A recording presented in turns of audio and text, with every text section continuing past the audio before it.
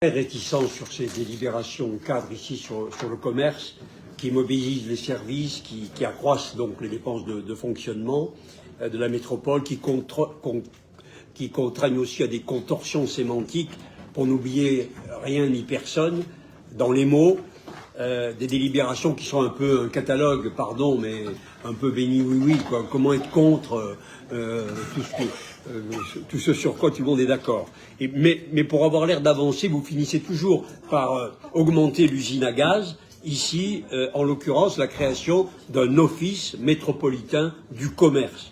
Tout le monde fait tout et rien, c'est un renvoi de balles, et d'ailleurs les services n'y sont pour rien, c'est l'empilement inconsidéré qui est, à mon avis, une des causes majeures des problématiques de fonctionnement de la métropole. Le rôle des collectivités, c'est quoi?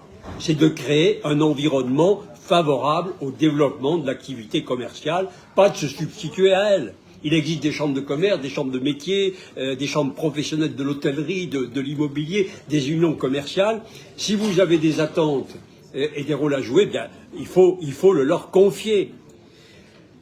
Par contre, la délibération, c'est un peu comme quand vous débattez de tout le reste, on a vu pour les îlots de chaleur, bon, on est les premiers pour les îlots de chaleur. Là, la délibération, il y a un fait, c'est que nous avons un ratio de 10 à 15 points inférieur par rapport à la moyenne des métropoles pour la part des commerces traditionnels implantés dans le centre-ville. Il paraît qu'on est bon partout, mais quand on voit les chiffres des résultats, ça ne se vérifie pas. C'est votre bilan. Et moi, je voudrais vous dire, votre responsabilité, c'est quand vous avez conduit toutes les politiques, en particulier de déplacement, et que vous avez refusé des études d'impact préalables, qui permettaient de mesurer les effets de ces politiques et de les corriger avant de les mettre en place. Je pense que vous avez là commis une faute considérable, parce que vous reconnaissez maintenant que les commerces glissent vers les axes de circulation dans votre délibération. Comme toujours, vos politiques sont conduites en parallèle. Et vous en prenez conscience seulement quand les citoyens, les personnes concernées se révoltent. On le constate rue de Strasbourg, parce que vous parlez des polarités commerciales et des politiques de déplacement. Ces deux politiques s'opposent, polarité commerciale et politique de déplacement. Vous avez par exemple une artère qui a créé sa propre polarité commerciale sans rien vous demander. Commerce de bouche, commerce de proximité, commerce de service, elle n'a rien demandé à la métropole. Par contre, la politique de déplacement de la métropole allait la remettre en cause, cette polarité.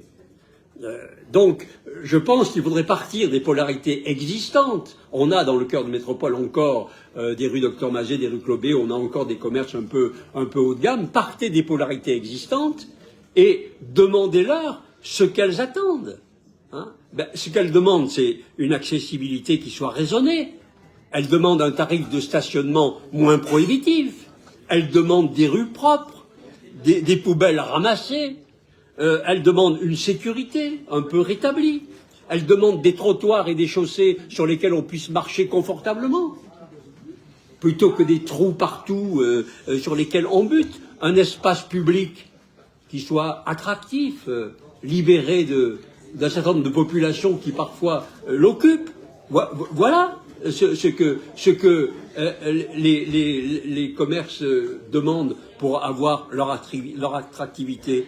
Et avec le recul, rue de Strasbourg, en indiquant que vous allez maintenir le stationnement, vous reconnaissez que le discours que vous teniez jusque-là, à savoir que zéro de voiture, le commerce se portait mieux, vous reconnaissez que ce discours était faux.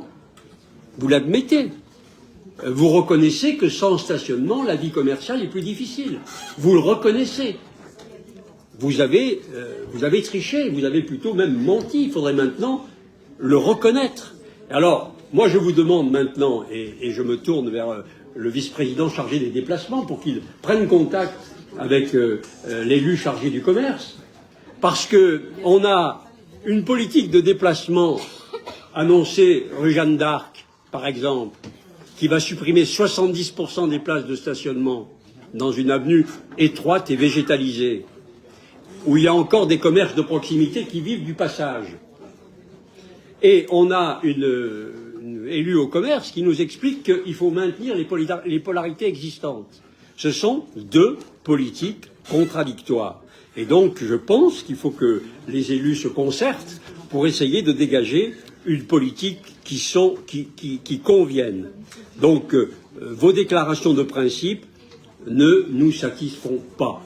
Et je voudrais dire, Madame Schumann, que je lis dans la délibération, et évidemment, il n'y a rien de personnel là-dedans, évidemment, vous le comprenez bien, je lis dans la déclaration que la métropole intervient lors des moments difficiles. À aucun moment, dans les travaux que vous avez engagés, vous êtes intervenu et vous avez soutenu le commerce. Combien, vous le savez, puisque vous avez été commerçante, combien ont déposé le bilan et sont partis avec des fonds de commerce qui ne valaient plus rien par les travaux que vous avez engagés. Je ne cite pas l'exemple de la rue Diderot parce que ça vous ferait sourire, bien qu'il n'y a rien qui permette de faire sourire, puisque la commerçante dont vous avez fermé la rue, évidemment, n'a pas pu survivre. Donc voilà la situation. Et vous dites dans la délibération que vous êtes là quand il y a des moments difficiles. Moi, je pense que vous avez une part de responsabilité importante dans le fait que le ratio du commerce traditionnel en centre métropolitain est faible. Et je pense qu'en ayant agrandi Grand Place et en ayant créé d'Airpic, vous participez à affaiblir encore ce ratio. Et moi, je vous demande, plutôt que de prétendre tout faire, occupez-vous de ce qui vous regarde. Abandonnez les politiques dogmatiques et punitives, et tout en conservant vos objectifs que nous partageons d'une métropole apaisée qui s'adapte au changement climatique, prendre en compte l'humain, le réel, auquel l'activité commerciale participe beaucoup, et qui sont normalement deux facteurs dominants de l'action publique. C'est la raison pour laquelle nous ne sommes pas favorables à cette délibération cadre, parce qu'elle ne tient pas compte de ce que vous avez fait et parce qu'elle ne s'adapte pas aux réalités.